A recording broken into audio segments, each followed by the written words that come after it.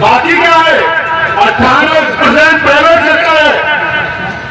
ये समझो 2 करोड़ सरकारी नौकरियां और नौकरियां पूरी 100 करोड़ और 2 करोड़ है सरकारी, 98 करोड़ है प्राइवेट, 98 हिस्सेदारी नहीं मानते। 2 करोड़ में आपने हमें संस्था के लाभ भी नहीं दिया और रोज आपके लोग हमें कहते हैं कि ये मेरिट वाले नहीं है, मेरिट वाले नहीं है।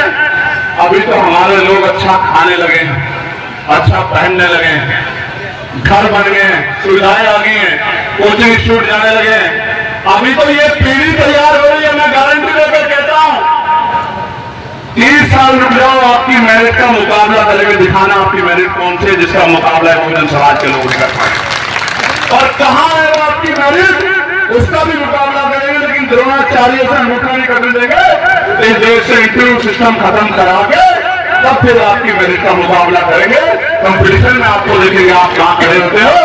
ये नहीं चलेगा कि अपने बच्चों को 200 में से 190 नंबर और हमारे बच्चों को 200 में से 120 नंबर। ये अन्याय हम लोग इस देश में चलने नहीं देंगे। इसी बात को करने के लिए आज मैं लखनऊ की धरती पर खड़ा सामाजिक न्याय की धरती। और ये लखनऊ की धरती महाराजा लाखन पारसी की धरती है, याद रखना मेरी बात को। महाराजा लाखन पारसी की धरती है। अन्याय नहीं सहेंगे, अन्याय करने वाले को घर में फेंक देंगे, ये बताने के लिए हम। और सबसे जरूरी मांग जो ओबीसी के नेताओं में हिम्मत नहीं पड़ रही है, जो अपने आप को स्थापित नेता कहते हैं कि किसी को बुरा ना लग जाए, देश मान रहा है, समय आ गया है ओबीसी समाज को भी SC ST की तरह पॉलिटिकल रिजर्वेशन मिलना चाहिए, विधानसभा लोकसभा में प्रतिनिधित्व जाना चाहिए। अब समय आ गया है।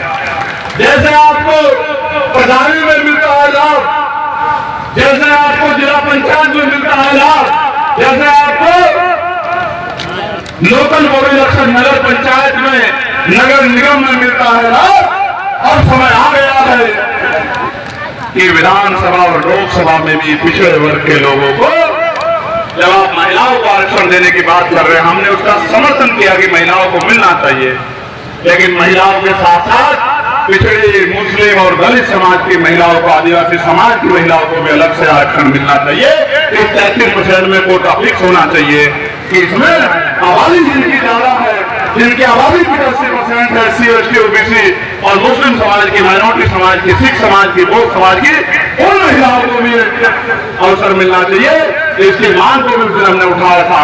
मैं आज कहता हूं समय आ गया है कि सैन समाज का, विश्वकर्मा समाज का, पाल समाज का, प्रजापति समाज का, लोधी समाज का,